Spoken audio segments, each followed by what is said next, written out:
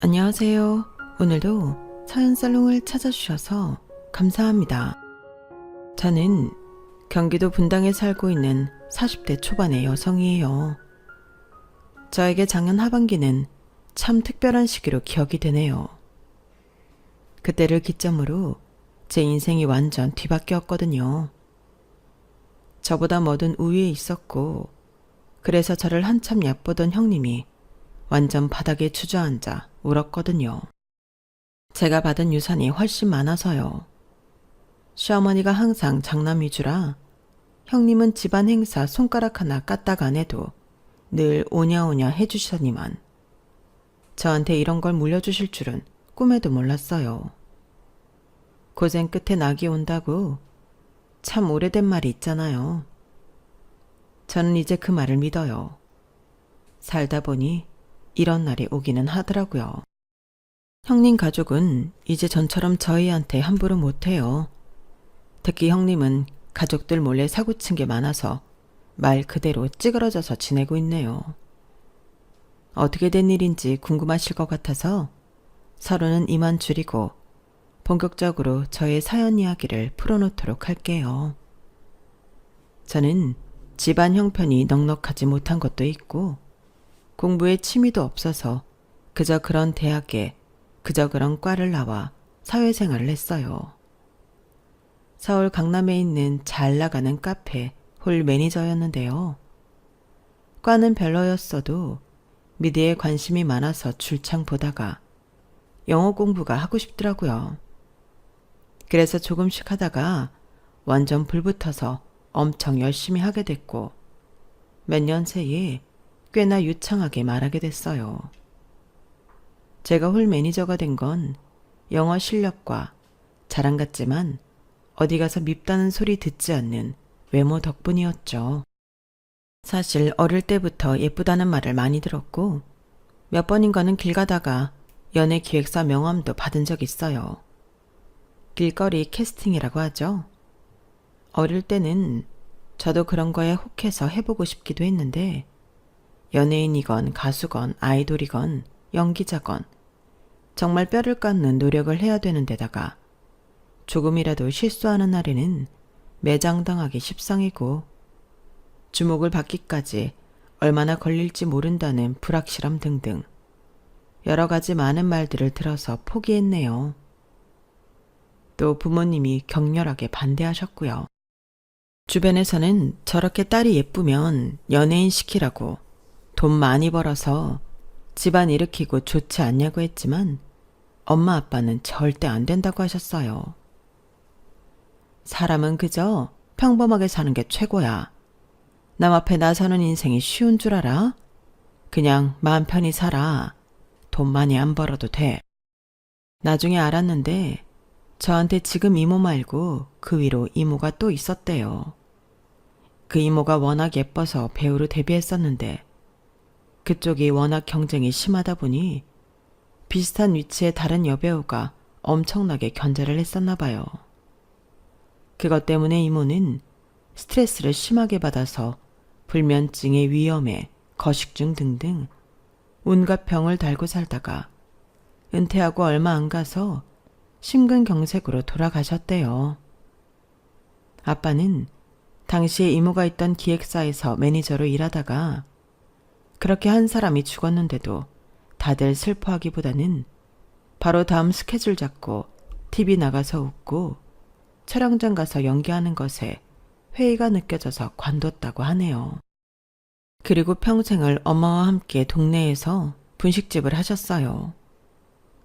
저는 이런 사연을 알게 된 건 대학에 걷고 난 후였어요. 그것도 둘째 이모가 말씀해 주셔서 알았죠. 저는 그제야 왜 부모님이 그토록 연예계 일하는 걸 반대하셨는지 알겠더라고요. 그리고 저도 깨끗하게 포기했어요. 솔직히 이쁘다고 다 뜨는 것도 아니고요. 제가 TV에 나오는 연예인들만큼 예쁜 건지도 모르겠고요. 아무튼 저는 카페 홀 매니저 하면서 다른 직원들하고도 잘 지냈고 나름 행복하게 지냈어요. 제 수중에 들어오는 돈이 그래도 적지는 않아서 엄마 아빠 용돈도 드리고 선물도 사드리고 가끔 주말 기차 여행도 보내드렸네요. 그럴 때는 가게 문 과감하게 닫고 가시라고 했어요. 저는 제 생활에 완전 만족하며 지냈고 그렇게 2년쯤 지났을 때 남편을 만났어요. 남편은 저희 카페 근처에 있는 작은 유통회사에 다니고 있었어요.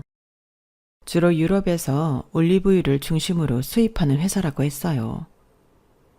처음 저한테 말을 걸었을 때에도 올리브유 이야기를 했죠. 혹시 여기 올리브유 땡땡땡 거 쓰세요? 아무래도 그런 것 같아서요. 네, 맞아요. 아시는 분 별로 없는데 어떻게 아셨어요? 올리브유 구분하시는 분 처음 봐요. 아, 그게 제가 그거 수입하는 회사에 다녀요. 늘 올리브유 구분하는 게 일이다 보니 알게 된 거죠. 쑥스럽다는 듯 머리를 극적이며 웃는 남편이 순진하기도 하고 좀 귀여워 보였어요. 그 후 저희는 점차 가까워져서 자연스럽게 사귀는 사이가 되었어요. 그러다가 제가 프랜차이즈 레스토랑 홀 매니저로 이직을 하게 됐어요. 원래는 그렇게 티오가 나는 자리가 아니었는데 카페에 자주 오던 그 회사 임원분이 저를 잘 보셔서 추천했다고 하더라고요. 사실 제가 있던 카페가 좀 유명한 데였고 사장님이 처음부터 월급도 다른 데보다 많이 주기는 했어요. 하지만 점차 제 연차가 쌓이니까 사장님이 어떻게 월급을 올려줘야 할지 고민하는 게 보이더라고요. 그때 제 카페를 차려야 하나 어디 딴 데를 가야 하나 꽤 생각이 많았거든요. 마침 그런 제게 프랜차이즈 레스토랑에서 이력서를 내고 면접을 보라는 연락이 와서 이거다 싶어 얼른 했죠. 옮기게 된 레스토랑은 한남동 쪽에 있어서 남편과는 좀 거리가 생겼어요.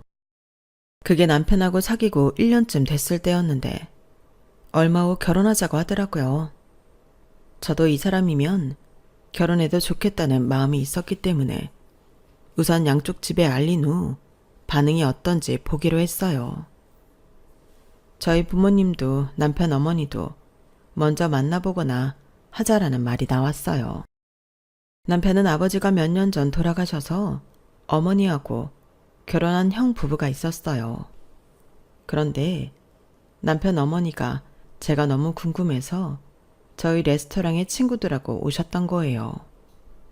저는 그것도 모르고 평소와 다름없이 일을 했죠. 그런데 갑자기 남편이 저한테 이런 말을 하더라고요. 은주야, 엄마가 너 괜찮다고 하시더라. 나도 몰랐는데 너 일하는데 친구들하고 가보셨나 봐. 친구들한테 며느리감 있다고 알린 건 아니니까 오해 말고. 내가 꼭 결혼하고 싶은 사람이 있다고 하니까 너무 궁금하셨대. 네 인상이 너무 좋고 밝아서 마음에 드신대.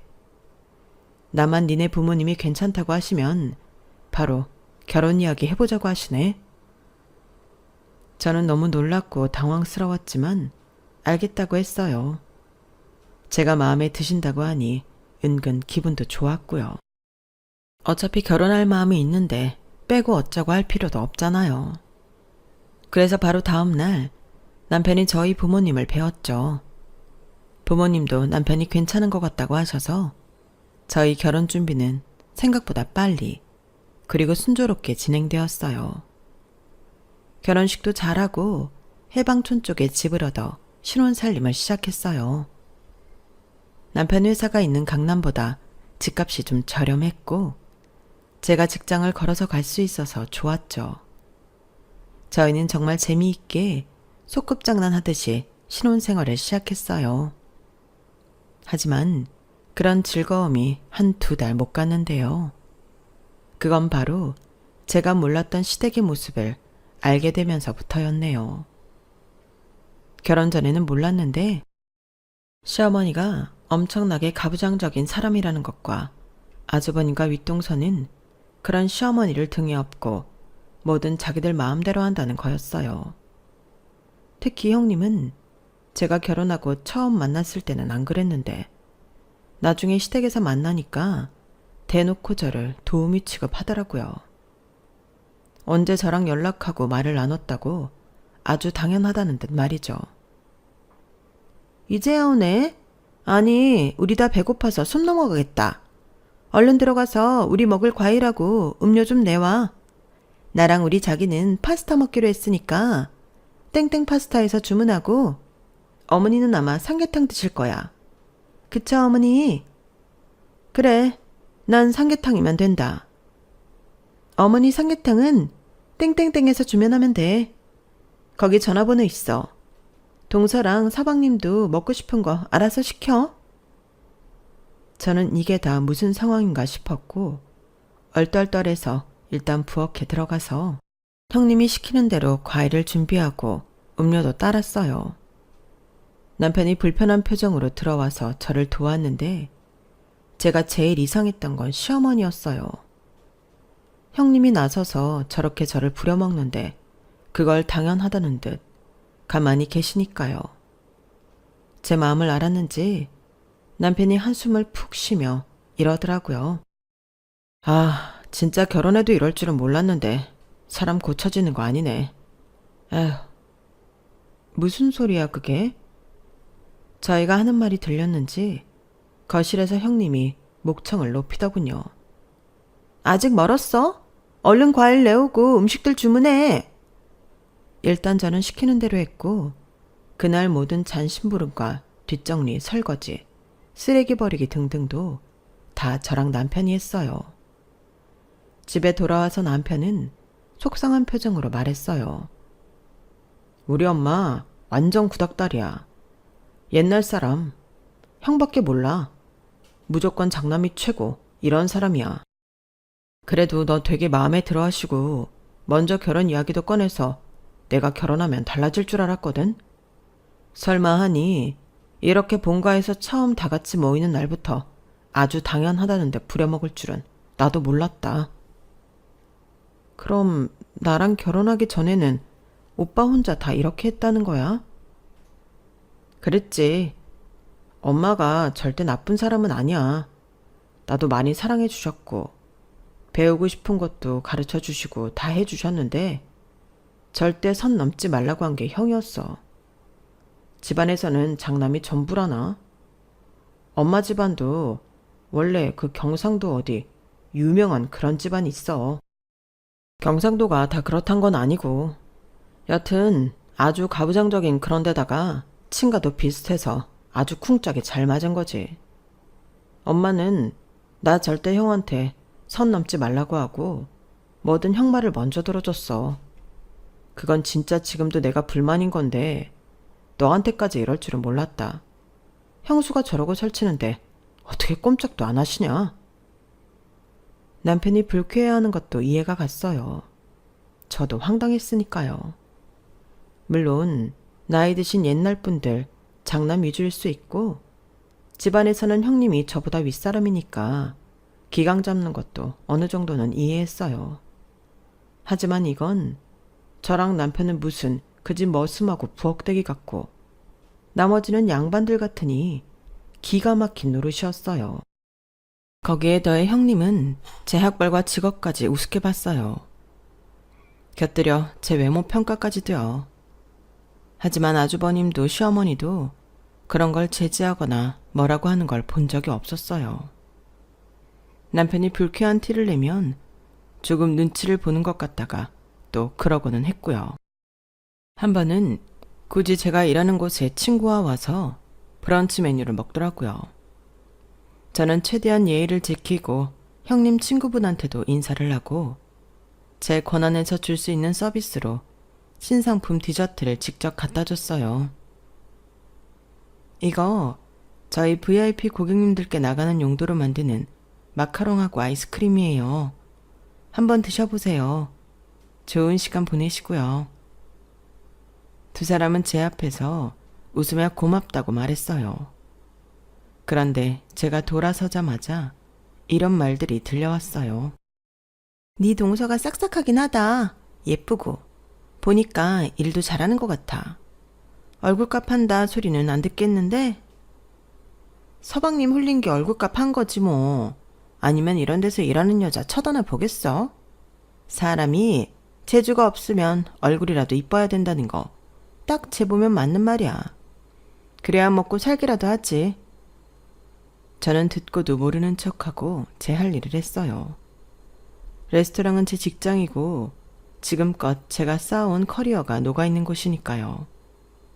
얼굴 때문에 홀 매니저로 뽑혔다느니 하는 억울한 소리는 가끔 시기하는 직원들한테 듣기는 했어요. 하지만 시댁 식구한테, 그것도 저를 함부로 하는 사람한테 들으니 기분이 참 별로더라고요. 저는 모른 척하고 있었지만 속으로는 불쾌하기 짝이 없었어요. 그래도 잊어버리고 일에 열중하려고 노력을 했죠. 하지만 형님은 곱게 넘어가는 법이 없었어요. 그건 계산할 때 일어난 일이었는데요. 제가 홀 전체를 보고 있는데 카운터 직원이 와서 조용히 말했어요. 매니저님, 혹시 매니저님 가족분 돈 안 받는 거 맞아요? 저분 말씀이 매니저님이 알아서 할 거라고 해서 잠깐 확인하겠다고 했거든요. 그날 형님이 먹은 건 저희 레스토랑에서 제일 비싼 것들이었고 와인도 최고급이었어요. 레스토랑이 프랜차이즈였지만 고급형이라 호텔 수준에 맞춘 곳이라서 가격들이 다 만만치 않았어요. 제가 힐끔 카운터 쪽을 보니 형님이 재미있다는 표정으로 저를 보고 있더라고요. 저는 그 순간 더 이상 호구가 되는 건 하지 말아야겠다고 결심했어요. 집안에서 우습게 보는 것도 열받는데 제 직장에 와서까지 저를 물먹이려고 하는 거잖아요. 어쩐지 형님이 왜 일부러 먼 한남동까지 왔나 했네요. 저는 일단 웃으면서 카운터로 갔어요. 음식은 다 마음에 드셨어요? 어떠셨는지 모르겠네요. 그러자 형님 친구분이 제 눈치를 보며 말하더군요. 정말 다 너무 맛있게 잘 먹었어요. 나 여기 말만 듣고 처음 와보는데 진짜 좋네요. 부모님 모시고 한번 오고 싶어요. 오실 때 연락 주세요. 제가 서비스 잘해드릴게요. 그리고 형님, 저희는 자기 부모님이 와도 무조건 직원이 다 책임지는 시스템 아니라서요. 제가 가족 할인은 해드릴 수 있어요. 25% 할인은 해드릴게요. 이거 그럼 동서카드로 계산해. 저희가 근무 시간에 자리 이탈하면 안 돼서요. 제가 지금 카드가 없거든요. 제 사물함에 있죠. 누가 카드를 근무 시간에 들고 있겠어요. 저희는 그러면 안 돼요. 그러니까 이건 계산하고 가셔야 돼요. 형님이 계산하실 거죠? 뭐 친구분이 하셔도 제가 25% 해드리라고 할게요.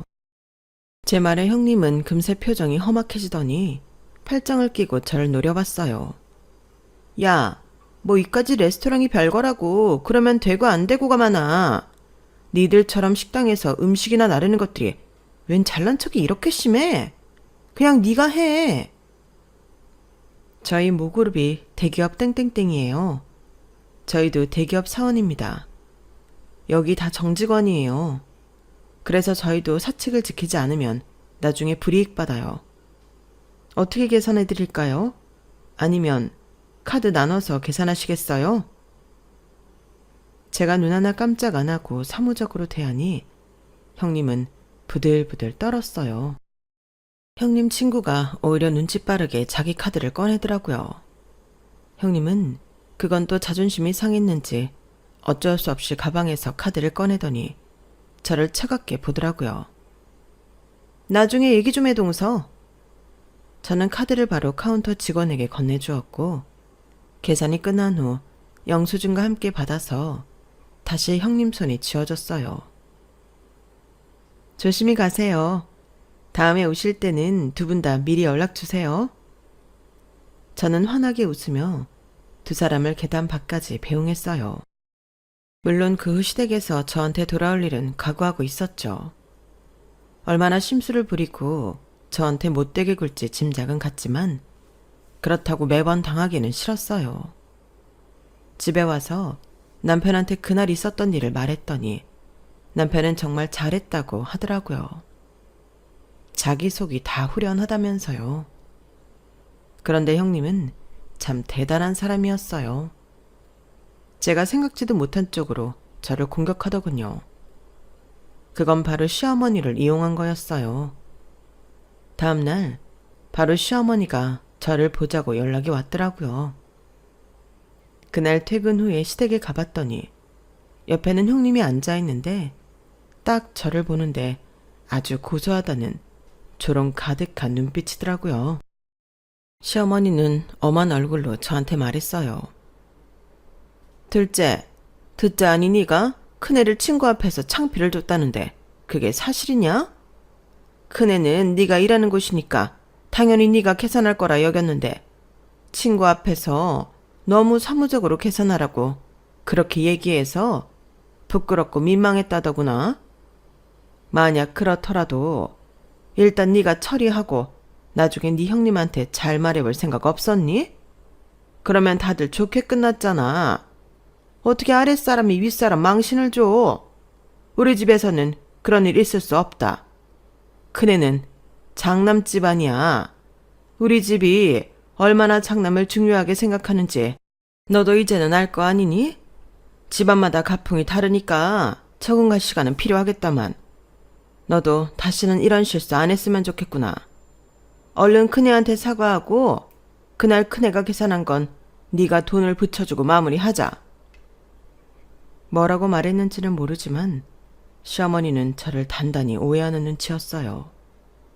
그러니까 그날 식사값을 저보고 보내라고 하죠. 형님은 옆에서 아주 애처로운 표정으로 가증스럽게 연기를 했어요. 아니에요, 어머니. 그렇게까지 안 해도 괜찮아요. 제가 웬만하면 그냥 넘어갈 수 있는데요. 제가 친구 앞에서 너무 부끄럽더라고요. 저희 집안 기간 엉망이라고 생각하길래 어쩔 수 없이 말씀드린 거고, 그리고 동서가 저를 뭔가 오해하는 것 같아요.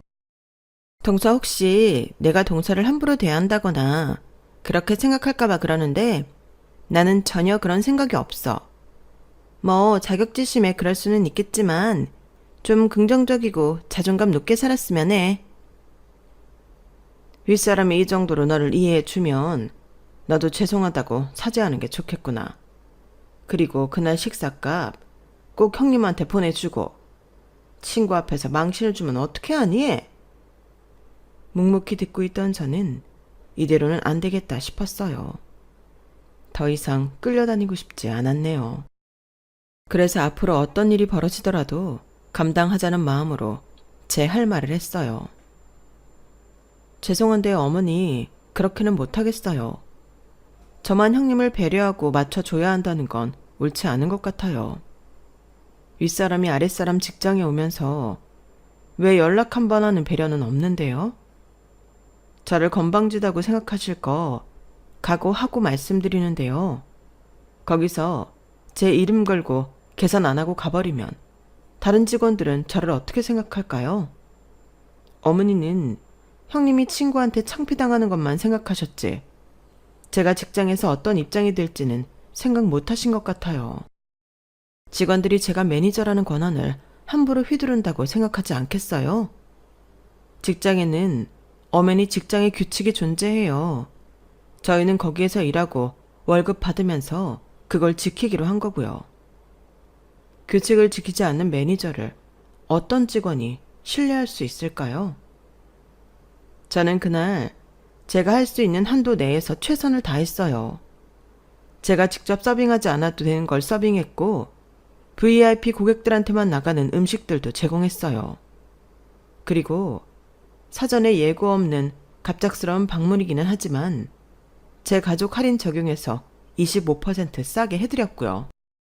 제가 할 수 있는 일을 다 했는데도 제가 잘못했다고 하신다면 저도 사과할 수 없어요. 형님이 저를 당혹스럽게 만든 거는 왜 생각 못 하시는지 모르겠어요. 집안마다 가풍이 있다는 거 아는데요. 아무리 장남이 중요하다고 해도 그 집에 다른 사람들도 감정이 있고 밖에 나가서는 장남 차남 상관없이 그냥 한 인격체예요. 자기 몫을 하는 사람들이라고요. 그렇지 않으면 저희가 밥벌이를 할 수 없겠죠. 사실 저 이해 안 가는 거 많지만 그건 집안일이니 제가 적응하는 겁니다. 그런데 직장에서까지 집안 규칙을 갖다 댈 수는 없어요. 그 점 이해해 주셨으면 좋겠고요. 저희도 나름대로 계획이 있는데 함부로 지출할 수 없거든요. 그날 형님이 25% 할인 받고 나온 가격이 52만 원인데 저는 그거 쉽게 쓸 수가 없어서요. 그 점 양해해 주세요. 그럼 저는 이만 가보겠습니다. 제 말에 시어머니는 깜짝 놀라 눈이 커졌고 형님도 의외의 반응이었는지 아주 경악할 표정을 짓더라고요.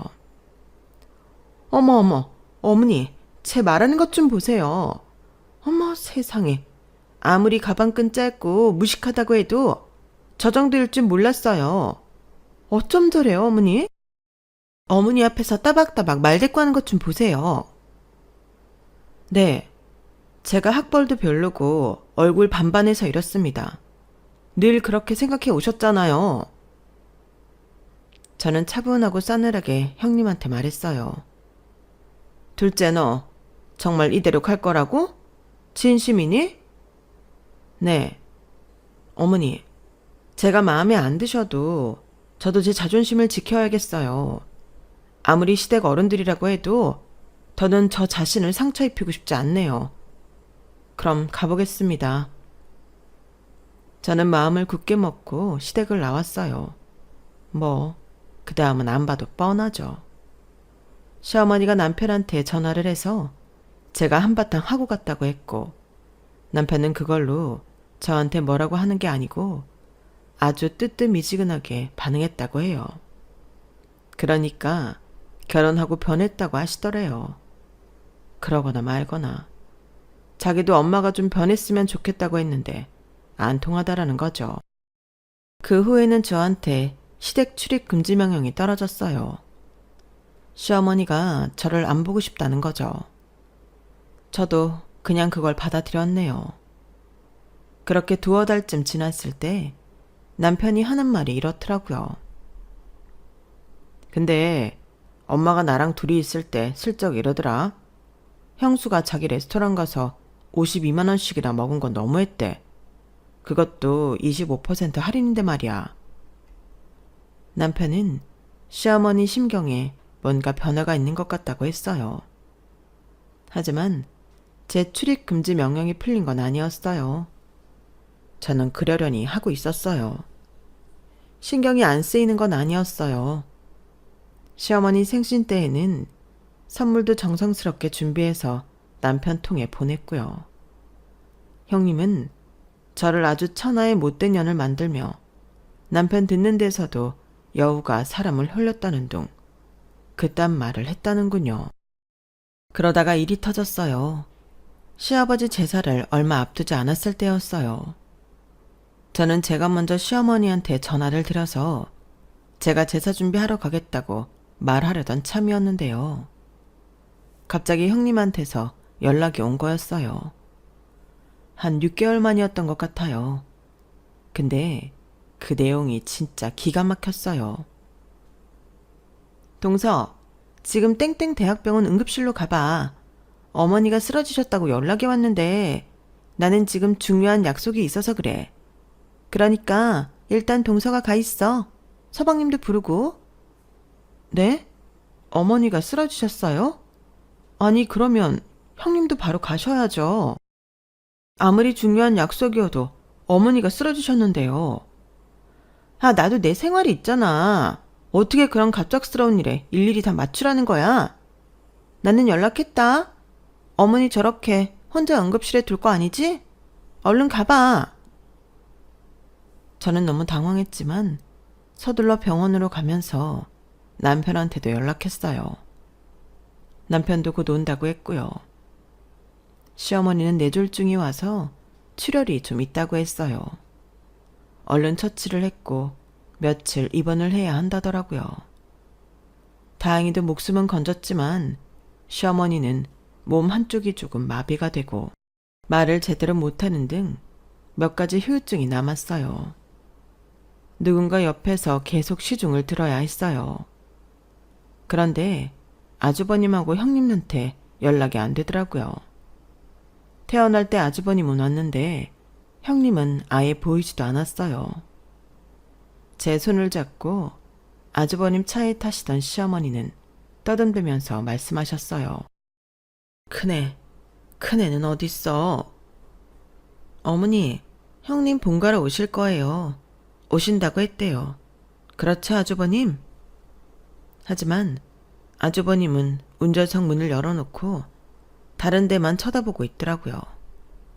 시어머니가 아픈 것만 아니면 이딴 싸가지가 집안 장남의 태도냐고 한바탕 퍼붓고 싶었네요. 그런데 아주버님은 본가에 와서도 우물쭈물 저한테 이것저것 떠넘기더니 후딱 가버렸어요. 형님한테 문자를 남겨도 오지 않았고요. 시어머니는 계속 큰애 하며 형님만 찾았어요. 저와 남편은 그날 작정하고 아주버님 댁을 찾아갔어요. 저렇게 장남 가족만 찾는데 어떡할 거냐고요. 그런데 형님이 이러더라고요. 집안에 장남이 잘 돼야 된다는 게 어머니 뜻 아니에요? 근데 어머니 병간호 때문에 시간하고 에너지 뺏기면 이 사람도 그렇고 저도 피아노 레슨하는데 집중할 수가 없어요. 물론 우리도 할 도리는 할 건데 일단 어머님 좀 회복하실 때까지는 서방님 쪽에서 주로 해주면 좋겠는데요. 그걸 어머니도 더 바라지 않으실까요? 장남 위해 주시니까요. 그 자리에는 7살 난 아주버님 부부딸도 있었어요. 애 앞에서 싸울 수도 없고 저희는 어이가 없었네요. 이런 식으로 저희한테 짐을 떠넘기는 게 보이잖아요. 아주버님은 자기네가 매달 얼마씩 부담하겠다며 좀 해달라고 하더라고요. 일단 저희는 어머니 아픈 걸로 싸우고 싶지 않아 집에 와서 의논을 했어요. 그리고 일단 저희가 본가로 들어가기로 했네요. 저희 둘 다 출퇴근하는 게 힘들어지지만 어쩌겠어요. 저희는 낮에는 도우미를 불러 시어머니를 케어하고 다른 때에는 저희가 직접 시중을 들었어요. 그러느라 정말 여행 한 번을 제대로 못 갔어요. 시어머니 옆에 있는 사이에 아들도 태어났고 저는 관리직으로 옮겼다가 코로나 때 회사를 그만두었어요. 당시 상황이 요식업계가 모두 어려울 때이고 저는 사실 진작에 창업을 했어야 하는 사람인데 계속 회사를 다니고 있었거든요. 승진을 하고 사무실에서 자리를 잡는 방법도 있기는 했지만 별로 그러고 싶지는 않았어요. 시어머니 병간호만 아니었으면 팔 걷어붙이고 나서서 창업도 했을 거예요. 하지만 남편도 점점 시어머니 병간호에 지쳐가고 있는데 저까지 밖으로 나가면 안 될 것 같았어요. 아이 육아도 해야 했고요. 아주버님과 형님은 돈은 보냈지만 거의 찾아오지 않았어요. 명절 같은 때에나 시어머니 생신 때는 마지못해 얼굴을 내밀었지만 거의 연락도 없었고 발길을 끊었다고 봐도 무방했죠. 시어머니는 명절만 기다리고 살더라고요. 그때야 그렇게 애지중지하는 큰아들 부부랑 큰손녀를 보니까요. 그러기를 7년. 저도 제 인생의 꿈은 거진 포기했을 때 시어머니 상태가 악화가 됐어요. 이제 얼마 남지 않은 것 같다고 하자 그제야 아주버님과 형님이 딸을 데리고 우르르 나타나서는 눈물 콧물 짜며 손을 잡고 아주 효부인 척 하더라고요. 저는 가짜나서 뒤에서 지켜보기만 했네요. 그런데 참 시어머니도 시어머니더라고요. 큰아들 사랑이 어찌나 지극하신지 그 와중에도 큰애, 우리 큰아들, 우리 큰손녀 하는데 빈정상했어요. 그동안 자기 옆에 있어준 건 저희 가족이잖아요. 시어머니는 상태가 안 좋다가 잠시 정신이 드셨을 때 형님 손을 꼭 잡더니 이런 말씀을 하셨어요. 내가 벌써 유언장 정리는 다 해놨어. 니들 재산 상속 변호사랑 다 해두었다. 어머니 너무 감사해요. 아프신데 하시느라 얼마나 힘드셨어요. 정말 형님을 한 대 쥐어 받고 싶을 정도로 얄밉더군요. 시어머니는 계속 말을 했어요. 내가 우리 큰아들한테는 강남 아파트 준다고 해놨어. 어머니, 제가 그거 갖고 싶었던 거 알고 계셨군요. 너무 감사해요, 어머니. 형님은 시어머니 손을 꼭 잡고 더 울면서 호들갑을 떨었어요. 시어머니는 멀찍이 있는 저를 보면서 말씀하셨어요. 둘째야, 니들은 경기도에 있는 땅 그거 받으면 된다. 순간 형님과 아주버님 입가에 비웃음이 팍 퍼지는데 와, 진짜 인간들이 이렇게까지 재수없을 수 있나 싶었네요. 저랑 남편은 싸늘하게 서로를 보며 한숨을 쉬었어요. 저희가 알기로 그 경기도는 거의 버려진 땅이었거든요. 물론 평수가 되게 큰데 거기가 계속 묶여 있어서 아무것도 못한다고 들었어요. 거기를 우리 주겠다는 거죠. 30억짜리 강남 아파트는 형님네 주고요. 아픈 와중에도 장남에 대한 시어머니의 극진함은 정말 대단하다 싶었네요. 저희는 그냥 받아들이자 했어요. 어차피 시댁 재산에 크게 기대하지 않기로 했거든요. 그러고 살았고요. 장례식이 끝나고 형님은 바로 검은 옷을 벗고 일상복을 입더니 저한테 한마디 하더군요. 우리 집 가풍으로 보면 원래 모든 유산은 장난건데 그 땅은 안 건들게. 그동안 어머니 모시느라 애썼어. 저는 쳐다도 안 보고 돌아섰어요. 이제 시어머니도 없는데 저런 재수없는 여자랑 마주하고 싶지 않았거든요. 앞으로 더는 보고 싶지 않았어요. 그 주가 지나고 변호사한테서 연락이 왔어요. 저희가 받은 땅을 확인하러 가야 한다고요. 한숨이 푹 나왔지만 알겠다고 했어요. 남편하고 농담으로 거기다가 과일 농장이라도 만들까 아니면 닭이라도 키워서 친환경 유정란이라도 먹을까 그런 말을 했었네요. 그리고 변호사를 만나서 갈 날이 되었는데 갑자기 형님한테서 전화가 왔어요. 저는 전화도 안 받고 그냥 길을 나섰어요. 계속 전화며 문자가 오길래 도착할 즈음에 문자를 봤더니 이런 내용이었어요. 동서, 그 땅 거기가 진짜 지금 땡땡 고급 빌라 들어선 데 맞아? 진짜야? 연예인들 많이 산다는 거기 맞냐고? 저는 이 인간이 또 어디서 무슨 소리를 듣고 나한테 이러나 싶어 답도 안 했네요.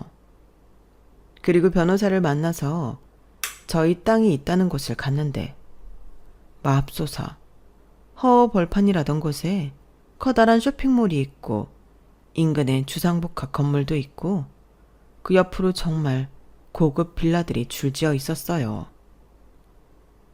이 쇼핑몰 지을 때 시아버지 되시는 분께서 부랴부랴 건축회사 섭외하셔서 빌라를 지으셨어요.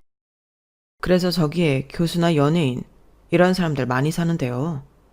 저기 빌라 보이시죠? 저거는 분양 안 주고 다 세예요. 저거 온전히 다 받으시는 거고요. 저기 분양 주고서 받았던 돈 든 통장이 이겁니다. 저는 너무 놀라서 어안이 벙벙했어요. 제 손에 받아든 통장의 돈을 보니 이거는 30억이 문제가 아니었어요. 그냥 다 꿈만 같더라고요. 저는 일단 남편한테 전화를 해서 방금 변호사한테 들었던 얘기를 해줬어요. 여사님께서 자기 장례 치를 때까지 철저하게 비밀로 해달라고 하셨어요. 그 땅 개발됐다는 거 아무한테도 말 안 했다고요. 어디라고도 말 안 해서 자식들도 그냥 경기도에 버려진 땅 있는 정도로만 안다고요. 그제야 저와 남편은 시어머니가 마지막에 얼마나 우리한테 마음을 쓰셨는지 알 수 있었어요. 게다가 시어머니 짐을 정리하면서 삐뚤빼뚤하게 쓰신 일기를 발견했는데 거기에는 저와 남편한테 미안하다는 말들로 가득했어요. 시어머니도 후회가 많았던 것 같아요. 단 한 번 제대로 찾아오지 않는 장남 부부를 보고 자기가 건강할 때는 그렇게 입속에 혀처럼 굴던 형님이 전화조차 안 하는 걸 보고 많은 걸 느끼셨나 보더라고요. 야, 우리 집은 원래 모든 상속을 장남이 받는 거 알지? 그러니까 그거 우리한테 내놓으라고. 형, 이거 엄마 유언대로 다 집행한 거니까 해볼 테면 해봐. 여기 변호사님 되게 유능한 분이더라. 변호사 섭외해서 소송을 걸든지 마음대로 해.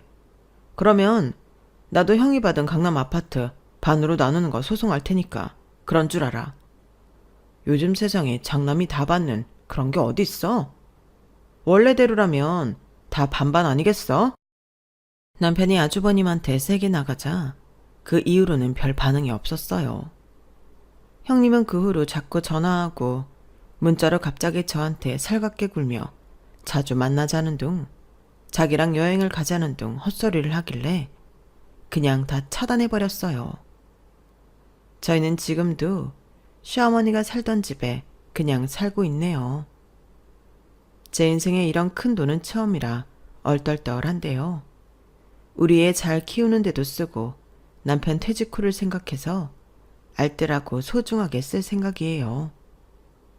저도 브런치 카페를 해보고 싶은데 과연 제가 잘할 수 있을지, 사업성이나 수입은 어떻게 될지 시장 조사를 철저히 해보고서 신중하게 결정할 생각이에요.